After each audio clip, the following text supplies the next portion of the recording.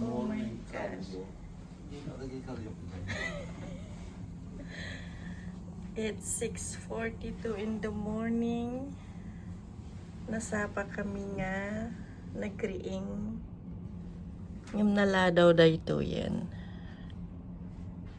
Look at the mist. The mist is so high. Diba? Han basta bigbigat na puspus kultimis na. Oh, Maverick! Good morning, Maverick. Yan. Skywell Maverick. Wow, the sky really is so good. I wanna go. It's so good actually. Anyways, my brother and I will go for a walk. Journey behind the falls, Table Rock Shop, Niagara Ferry, Table Rock House Restaurant. Yung kuna na. Kunat enter sana kung.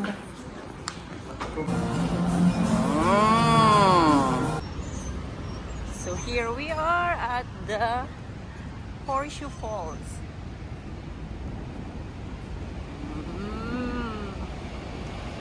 Imagine mo ita kuana. Pizza na.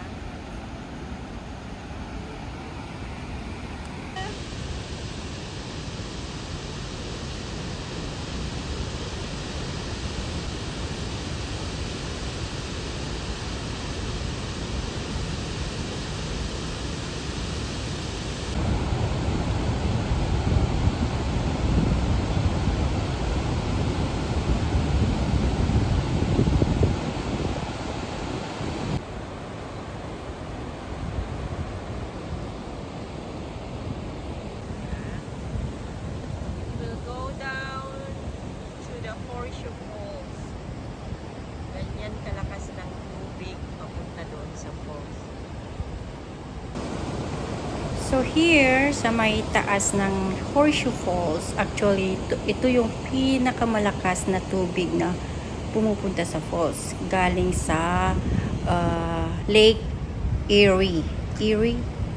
Yeah, Erie. And then, may mga parte dito na pumupunta dito sa Niagara Parks Power Station. Dito,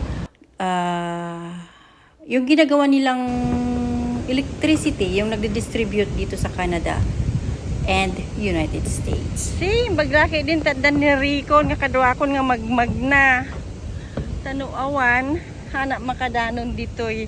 It's the upper part of Niagara Falls here in Niagara, Ontario, Canada. But you are not allowed na makadaan sa kabila. Enter the plant. Conduits. Outer weir structure forming the plant overhead. Close of post entrance to the upper island about which the river forward flows in a depth of 2 meters. 2 meters. International Niagara Control Works. So I think this is yung kalsada na pupunta sa kabila, silang nagko-control yung sa water. Maybe, I'm not sure. Babasahin ko.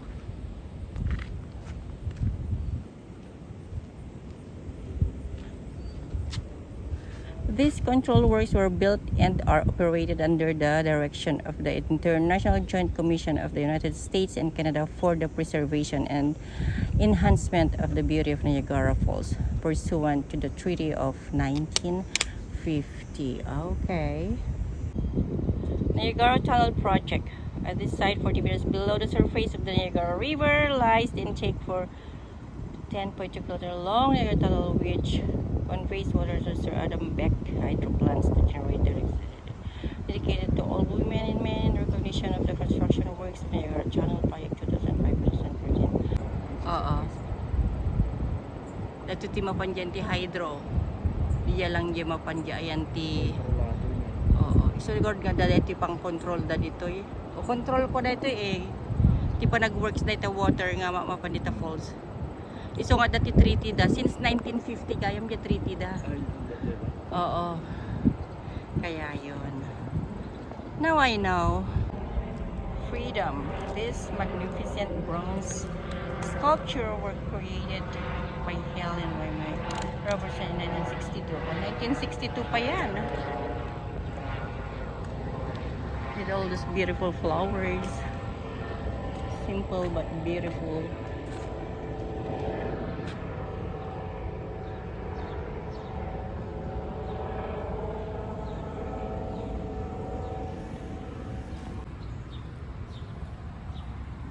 Ano kastam dyan sa una-una dyan likod na. Bang seat! Mga everywhere. Wow! Very Basta good. di ko ni Andrew kasi kasta ka kasta din kay sprinkler na bawal. Apetin bawal dan. Hindi dam, delay diyan yung nga pagsusunod si household. Kami tugtugaw batog building. Ay, data makita dada iya bangir. Okay, so we're going up here.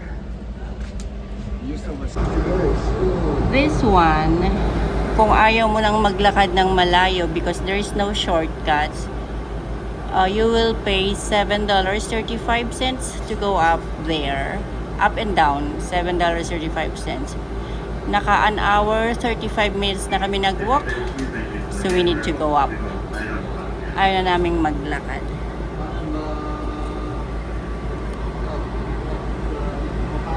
Mapanan? Okay, let's go. So, yan ang laman nila. Yan lang. Kami lang. Walang tao. Si Enrico lang. At saka 3 tao. And then we have to go up. Noong unang panahon, hindi ganito. Open itong sasakyan na ito.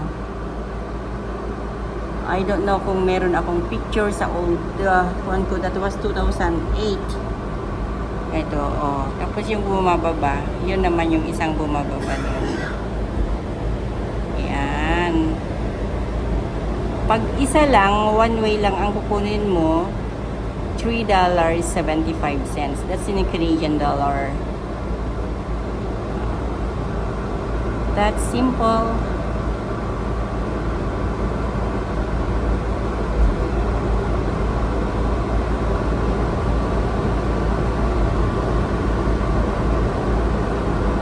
And then, ang mga tao dun sa taas, naghihintay naman sila. Mas magandang bumaba, kaya lang talagang 7 to 10 minutes walk ang pupunta dun.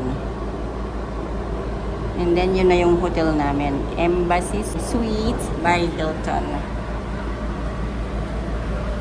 Tayo. Embassy Suites by Hilton.